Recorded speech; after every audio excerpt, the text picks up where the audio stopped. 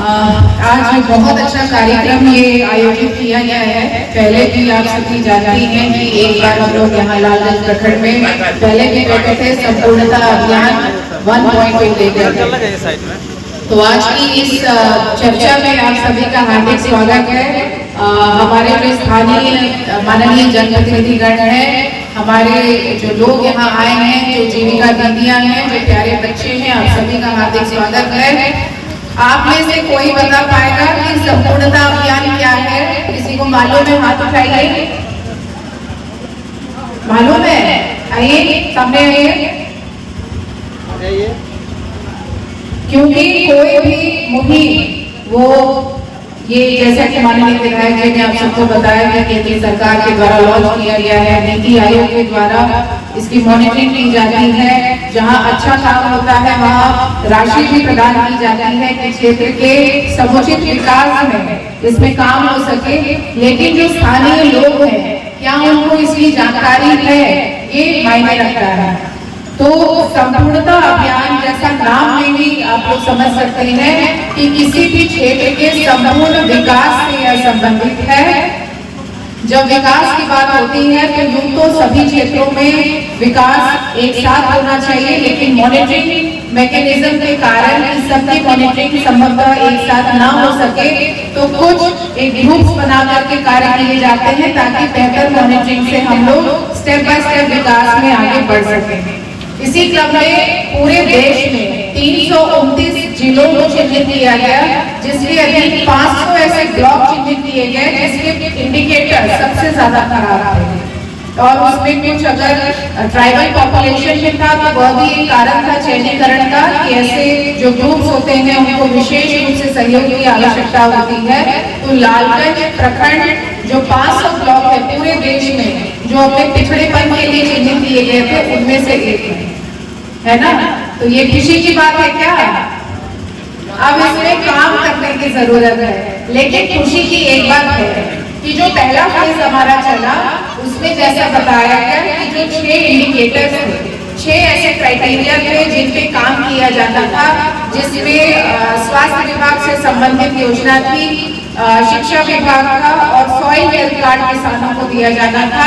6 indicators में से 4 ने लालगंज ब्लॉक में अच्छा काम किया, 100% उपलब्धि हुई और अच्छा नाम हुआ ब्लॉक का। लेकिन 6 में से 4 हम लोगों को नहीं करना है, 6 में से 6 करना है ना। और 6 में से 6 के अलावा भी ये केवल इतने इंडिकेटर्स तक सीमित नहीं रहेगा, जैसा कि विभिन्न वक्ताओं ने बताया और आप लोग भी देख रहे हैं। आज भी जनता दरबार है सभी ऑफिसेज में, राज्य स्तर से लेकर पंचायत स्तर तक 7 निश्चय पार्ट भी बिहार सरकार द्वारा लॉन्च किया जा चुका है, जिसमें ईज ऑफ लिविंग पे विशेष फोकस किया गया है, सबका सम्मान जीवन आसान।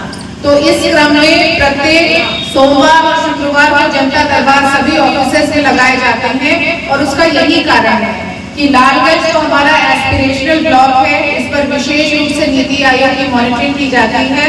लेकिन और जो हमारे ब्लॉक है उसमें भी विकास हो, उसमें भी जो लोग हैं उनकी समस्या का ससमय निदान हो, ये कार्य भी किया जा रहा है और हम लोग इसमें पूर्ण रूप से मॉनिटरिंग करते हुए इसको करा भी रहे हैं और आप सबके सहयोग से इसमें हम लोग और तेजी से काम करेंगे। इसी क्रम में बताते चले कि किसानों के पंजीकरण का कार्य किया जा रहा है। आप सब अवगत हैं, हो रहा है एफआर का काम। इसमें से कई जीविका दीदियां भी जाकर मोबिलाइज कर रही थी लोगों को, आंगनबाड़ी सेविका भी कर रही थी। आप लोग को जानकर खुशी होगी कि वैशाली जिले में किसान पंजीकरण के क्षेत्र में बहुत अच्छा काम हुआ है। हम लोगों ने 74% किसानों को इससे जोड़ दिया है और ये मुहिम लगातार जारी है। एक किसान को हम लोग ढूंढ रहे हैं। अभी यहाँ पर प्रखंड विकास पदाधिकारी, कार्यपालक पदाधिकारी, जिला कृषि पदाधिकारी उपस्थित थे, उनको भी भेज दिया गया है कि इस मुहिम में विलंब ना हो। अभी जो बाकी 6 इंडिकेटर जिस पे अभी हम लोगों को काम करना है, ये जो फिर से शुरू हो रहा है संपूर्णता अभियान 2.0, मतलब सेकेंड फेज में जो 6 बिंदुओं पर हम लोगों को ध्यान देना है और वो इंडिकेटर्स बेहद इंपॉर्टेंट है। अगर ये ना भी बोला जाता तब भी ये बहुत जरूरी है, क्योंकि ये हमारे छोटे छोटे बच्चों से और महिलाओं के स्वास्थ्य से संबंधित है। इन 6 इंडिकेटर को बहुत संक्षेप रूप में बताऊंगी ताकि आप लोगों को भी ध्यान रहे। पहला इंडिकेटर है पूरक पोषण। 6 महीने से 6 वर्ष के बच्चों द्वारा पूरक पोषण नियमित रूप से लिया जाना, जिसमें हमारी ICDS की टीम की सहभागिता होगी। यहाँ कई आंगनबाड़ी सेविकाएं मौजूद हैं, CDPO स्वयं उपस्थित हैं। इसमें यह निर्देश होगा कि इस इंडिकेटर को अविलंब आप लोग देखेंगे और किसी भी महीने में कहीं पर भी कोई लीकेज नहीं हो, कहीं भी कोई बेनिफिशियरी नहीं छूटे।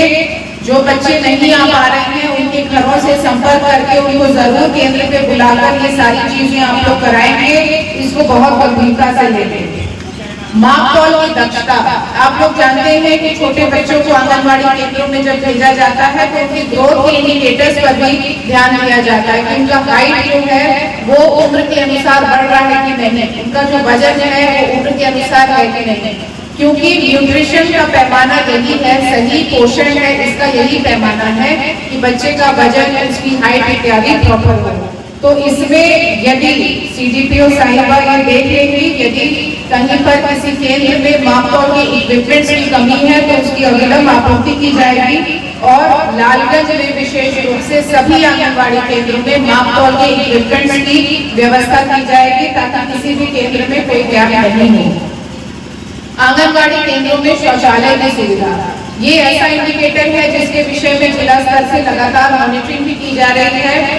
यदि अब भी कोई ऐसे केंद्र है, विशेष रूप से प्राइवेट केंद्र है जहां पर वहां पर शौचालय की व्यवस्था नहीं रहती है तो बगल में शौचालय से काम किया जाता है। तो ये बढ़िया से सर्वे करते हुए इसमें भी ध्यान देना है कि एक भी हमारा आंगनबाड़ी केंद्र ऐसा नहीं हो जहाँ पर छोटे बच्चों को शौचालय की सुविधा नहीं हो, उनको बाहर जाना पड़े। पेयजल की सुविधा, इसमें भी PHAD को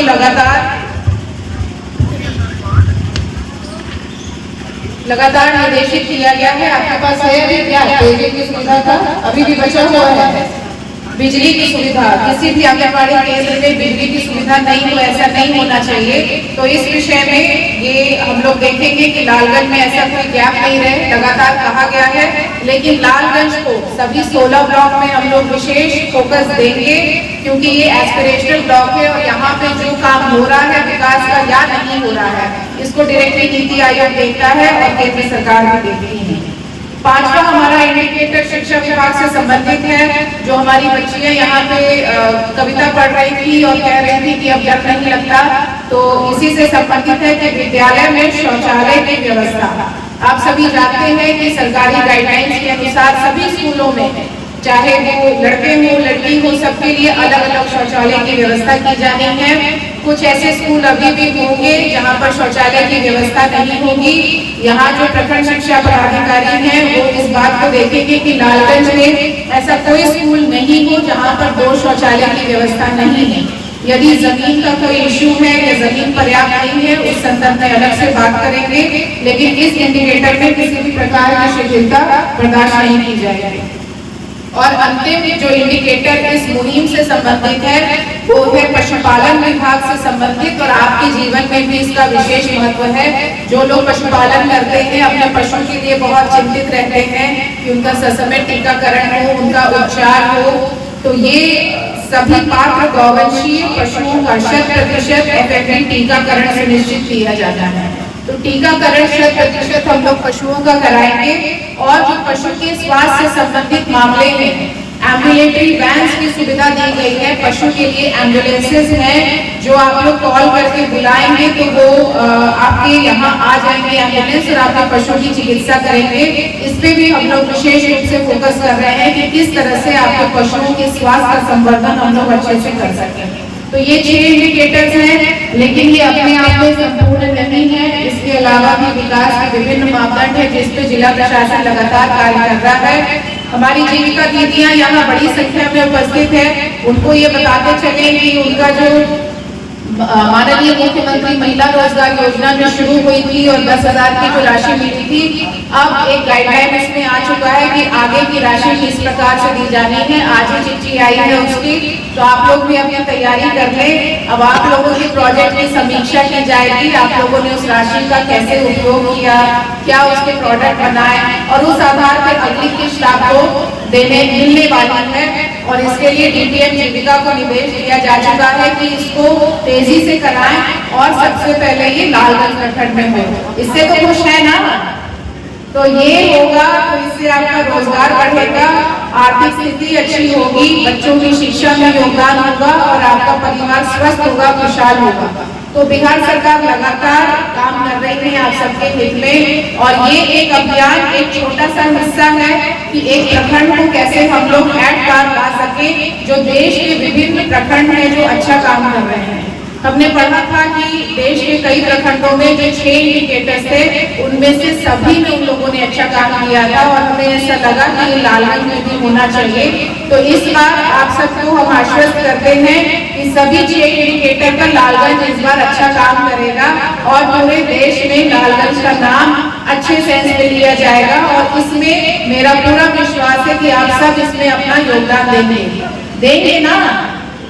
इसमें योगदान ऐसे देना है कि आपको डिमांड करना है, कहीं कोई समस्या हो तो आपको आके बताना है कि देखिए उस आंगनबाड़ी केंद्र में ये व्यवस्था नहीं है, वहाँ शौचालय की व्यवस्था नहीं है, हमारे पशु के लिए टीकाकरण नहीं हो पा रहा है। जितनी सूचना आप लोग देंगे उतनी त्वरित गति से प्रशासन इसमें काम कर पाएगा, और जो इंडिकेटर्स है उन पे हम लोग अच्छा काम कर सकेंगे। तो हम लोग ये आश्वस्त करते हैं ऊपर भी कि लालगंज इस बार अच्छे से काम करेगा। कर दे इसको। माननीय जनप्रतिनिधि साहब बोल रहे थे कर दीजिए, महिलाएं क्या कह रही है? कर दे। चलिए ठीक है, बच्चे महिलाएं सभी हैं, सब लोग अच्छे से आप लोग अपने जो भी सरकारी सुविधाएं हैं उसको अच्छे से आप लोग प्राप्त करें। कहीं कोई समस्या हो तो 2 दिन जनता दरबार लग रहा है सभी ऑफिसेस में, सोमवार को, शुक्रवार को 12 बजे से 2 बजे तक, शनिवार को आपका जो जनता दरबार अंचल स्तर पे लगता है थाने के साथ भूमि विवाद से संबंधित, वो भी लगता रहेगा। तो 3 दिन जनता दरबार लग रहा है, उसमें भी हम लोग लगातार आप लोगों की समस्या का समाधान करते रहेंगे। आज आप लोग इतनी बड़ी संख्या में आए, आप सभी को हार्दिक धन्यवाद। और हमारी जो टीम्स है यहाँ पर जो वोकल और लोकल की प्रदर्शनी लगा रही है, उनको भी हम लोग देखेंगे। आप लोगों का हार्दिक धन्यवाद। जो दिल्ली से जो ऑफिसर आए थे नीति आयोग से, उनके द्वारा भी यह ऑब्जर्वेशन दिया गया था कि यहाँ पान की जो खेती है उसको बढ़ावा देने की आवश्यकता है, पान को ब्रांडिंग करने की आवश्यकता है। तो वो हम लोगों के संज्ञान में भी है। और लालगंज प्रखंड में कोई एक बड़ा इंस्टीट्यूशन या कोई सेवा एस्टैब्लिश करने का हम लोग प्रारूप भी बना रहे हैं, उसको हम लोग नीति आयोग भी भेज रहे हैं। वो जब अप्रूव हो जाएगा और राशि प्राप्त होगी लालगंज प्रखंड के लिए, तब आप लोगों को अवगत कराएंगे। अभी ये थोड़ा सा सरप्राइज रखा हुआ है। तो आप लोग इतनी बड़ी संख्या में आए, हार्दिक धन्यवाद।